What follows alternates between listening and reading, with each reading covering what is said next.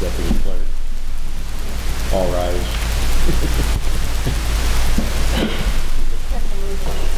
It was all last time. Good evening, everybody. Please rise and pledge allegiance. Pledge allegiance to the flag of the United States of America and to the republic for which it stands, one nation, under God, indivisible, with liberty and justice for all.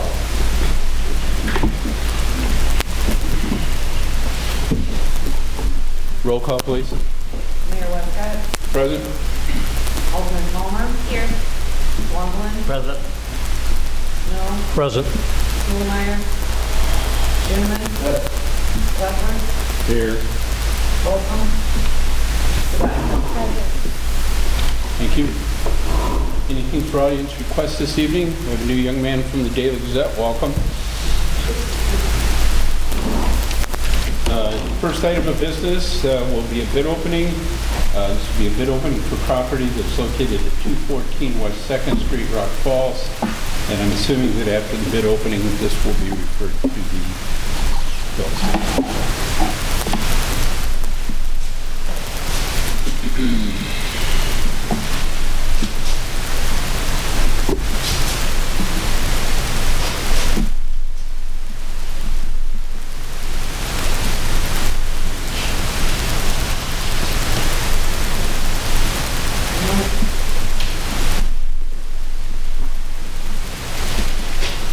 First bid is from Charles Davis in the amount of $2,000.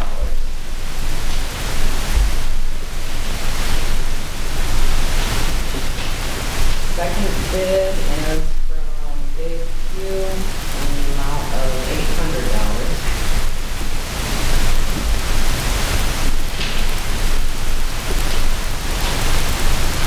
Third bid is from Martin Sanders in the amount of $500. Last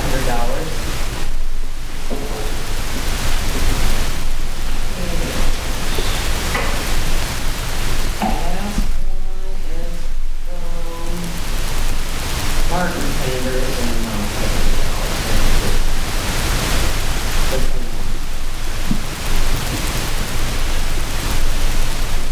Four bids from three bidders.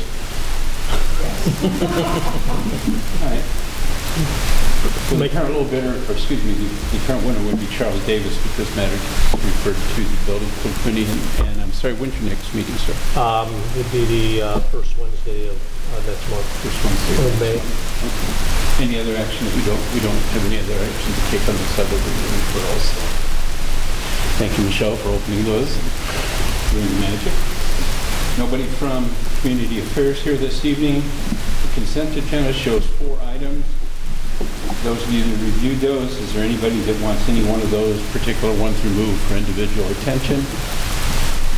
If not, Madam Clerk, if you would, please. Consent agenda item number 1, approval of the minutes of the March 17, 2020 regular council meeting.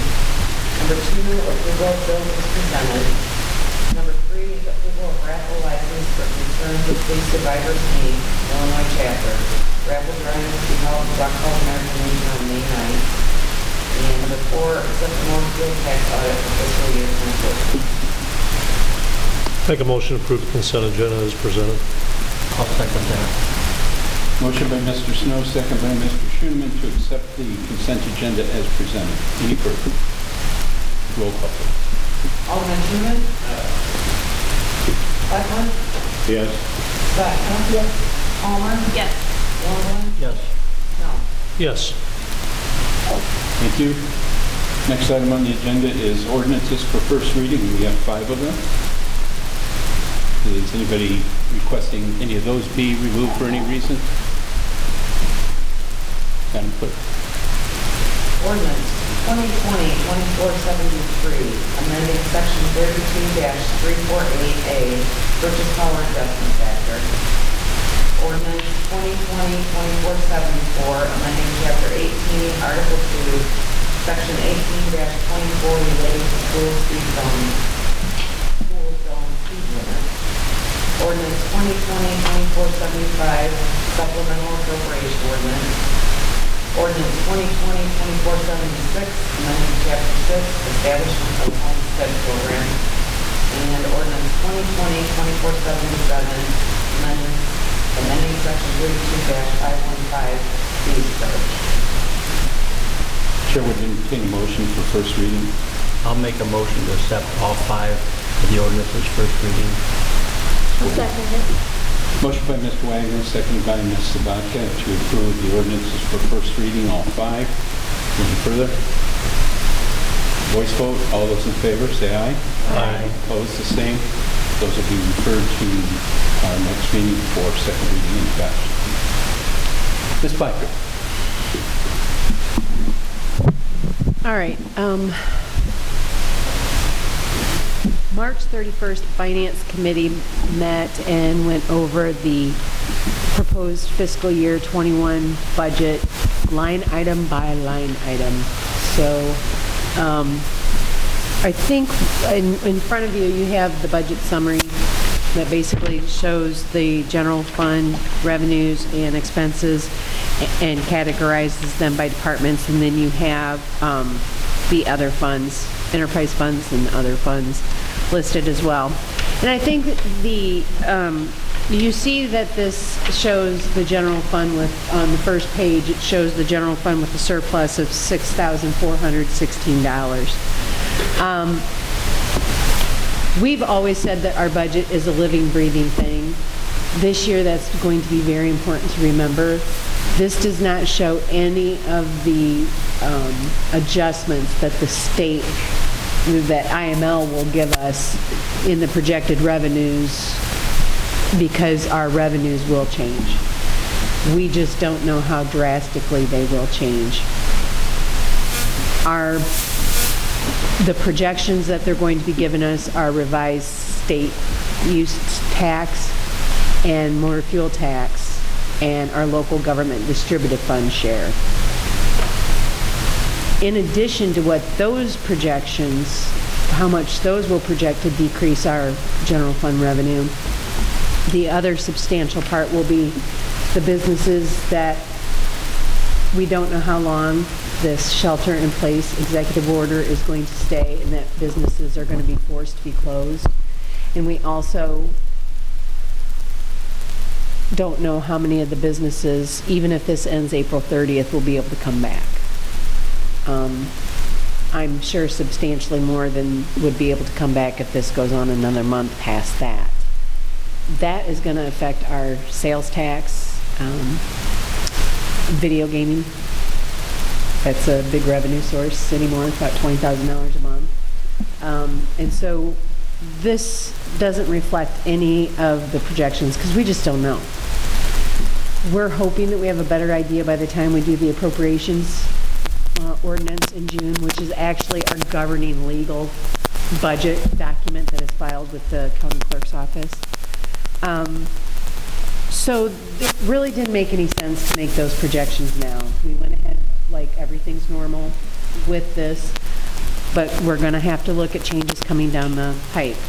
The Finance Committee, they have given me direction, which have been conveyed to all the general fund departments, that no discretionary spending happens over $500 without mine or the mayor's approval. We are going to be running a resolution next council meeting where normally some of the contributions from the enterprise funds that come into the general fund for, say for instance, $30,000 that comes in to support the business office endeavors of them doing the accounts payable, the payroll, all the paperwork that they process. Instead of doing that over a 12-month period, we're looking at doing a cash injection of half that money in May. It's not going to change it's not going to change anything in the long run. It's just going to be a cash injection in May because we're going to be running short by May, like everybody is. Our checks are going to be smaller from the state, and we just don't know. We don't have a crystal ball, so I'll let the mayor add, or any of the finance members that were here that day, or any of the members that were here that day, if they want to add to that would, or I'll answer any questions that anyone has. The only thing to add really is, she pretty well covered everything, is the fact that with sales tax, LDGF, motor fuel tax, all of those things. With the emergency order, if they wanted to pay those, they could. They have to file the paperwork even if they don't. But they don't have to worry about paying any of that back by the declaration until, I think it's July. And then whatever amount that they owe in total will be totaled up and broken down into 4 payments. So the delay will be even longer before we start seeing that money, because usually when we've had delays from the state before, you know, it's like you file your paperwork, you pay your taxes, the state gets it, they process it, and then they send it back. It's almost a three-month period. So once cash does start flowing, you know, with the big backlogs that they're going to have, we can just anticipate. And there's been some inklings and rumors, and that's all they are right now, about first property taxes, which are due in June, maybe being extended out as well. If that's the case, that'll be another source of revenue that we'll probably get eventually, but will be delayed. So And I think, it's a myriad of things that we have no control over. So this is why we're glad we have reserves, and we work very hard to establish our reserve policies that we have, so that if we need to use it as a safety net, there's steps we have to take involving you guys, that there's safety net in place. and I think the cherry on the top of this wonderful sundae that we've been handed is what we pay in fire and police pensions is based on what the balance is of their investment funds on April 30th. So unless the stock market does something really miraculous in the next 3 weeks, or if the state comes to their senses and at least holds us harmless to last year's amounts or something like that, we could be looking at and we have to make up the difference of that loss. That loss then becomes our liability, long-term liability. And right now the legislature's not in, so unless they do something with that could be hundreds of thousands of dollars over and above that $1 million that we paid last year in addition to it. And they need to do something. I mean, and I'm sure we're going to reach out to, you know, Senator Anderson and Representative McCombie and see if they know of any legislation that the state may run. I would think that the governor could do it with an executive order. You know, they suspended other parts of the statute by executive order, but that's going to be really telling on what the stock market is come April 30th. So, And if you remember, we've already set our tax limit higher than normal to pay we did a pension. 13.86% So without that coming in, increase. and the market's doing that, it could be an interesting time for finance. So that's just a fair warning. And IMRF, I mean, you know, it could tank too, where we paid $80,000 or $90,000 this year, you know, that could end up at $150,000 next year just because of a loss in the market. But that's not comparable to the several $100,000 that we'll have to come up with on the fire and police pension. So, glad I got to give you all this good news. The only other suggestion that I think that we may look at around the 1st of May is depending, and the property taxes will depend on that because we get usually a nice chunk of that in July, August, beginning of August. We basically get, you know, all of our share from the first payment in June. If they push that all back and the general fund is close, we may want to look at doing a resolution to temporarily suspend our minimum reserve policy that we have for the general fund, just so we don't have to, until this whole pandemic is over and we get back to life as normal, whatever that's going to look like, because I think we'll have a hard time maintaining over that level during this time period. Even if we would, we're putting the 3rd Avenue street project out for bid, even if, and we think we'll get really good prices in, if we don't, and if we decide not to do that project this year, that 1.2 million that we have earmarked to do that really doesn't count as general fund reserves, because that's half cent, and it's really different funds under our own reserve policy. But at least it would be cash on hand for us to use if we needed it. So there's a lot to think about. This is nothing that we did. You guys have been very good stewards of the money and done a very good job overseeing the money, and there's nothing we can do about it. We're in a lot better position than a lot of cities. So if that makes you at all, We have reserves. gives you the warm fuzzies at all over this, but anyway, if anyone has questions, or if the Finance Committee or anyone who's there wants to make any comments, that's up to you.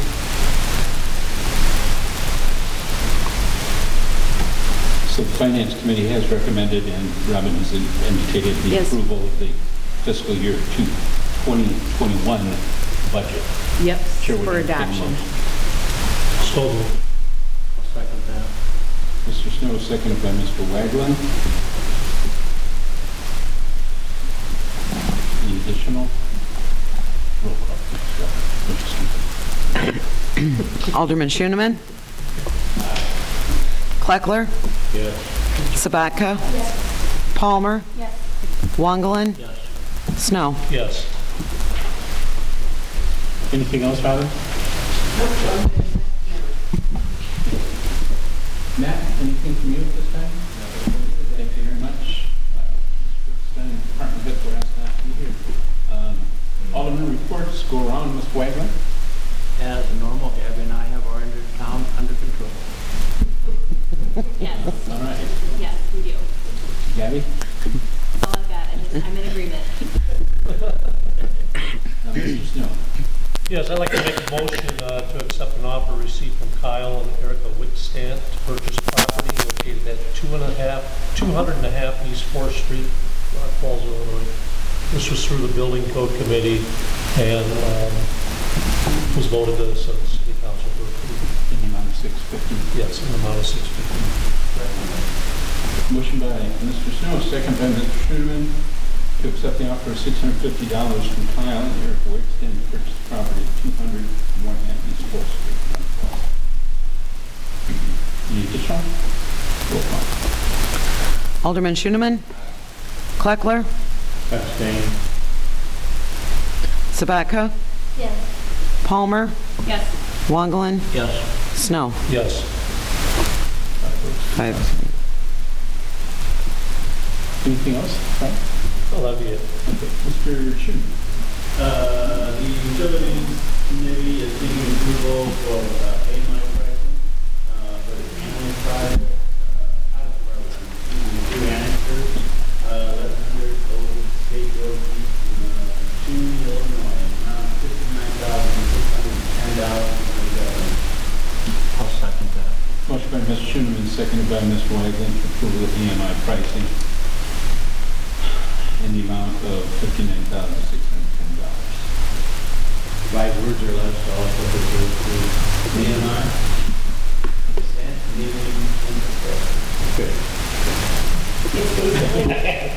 It's basically a form of smart meters. Yeah, we're continuing to,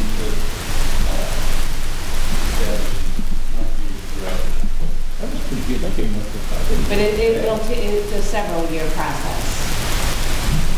Okay, we have a motion and a second. Any additional questions? Hearing none, roll call. Alderman Kleckler? Yes. Sabatka? Palmer? Yes. Wangelin? Yes. Snow? Yes. Schoeneman? Thank you. John?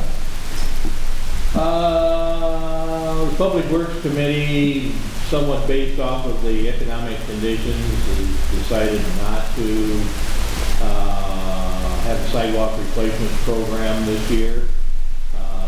Therefore, we're wishing to opting not to extend the sidewalk curb and gutter replacement program with Porter Brothers. And We'll get it out when we're ready to turn it. right, when we decide to start the project up,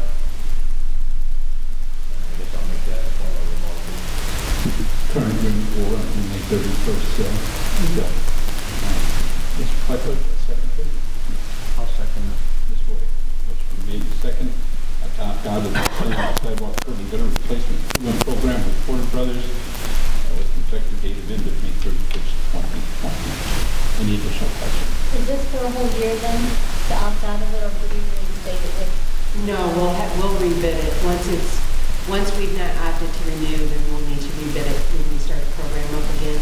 For 3 months, 4 months, 6 months, Whatever you whatever. want. Right, and even though the contract, it does run until May 31st, their contract each year was for $60,000 in sidewalks, and they'll stop when they hit that $60,000, which will be before May 31st.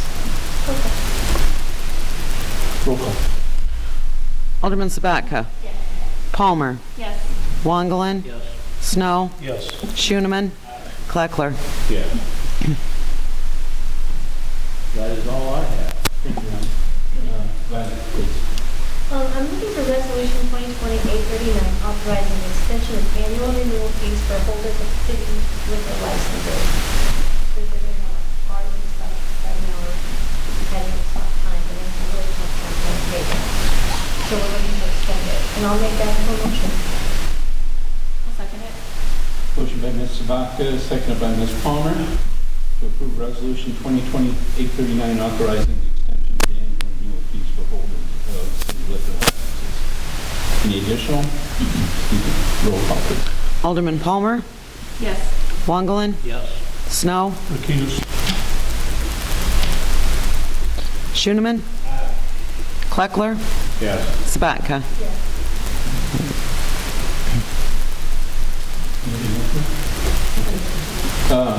On the mayor's report, a couple items for you tonight.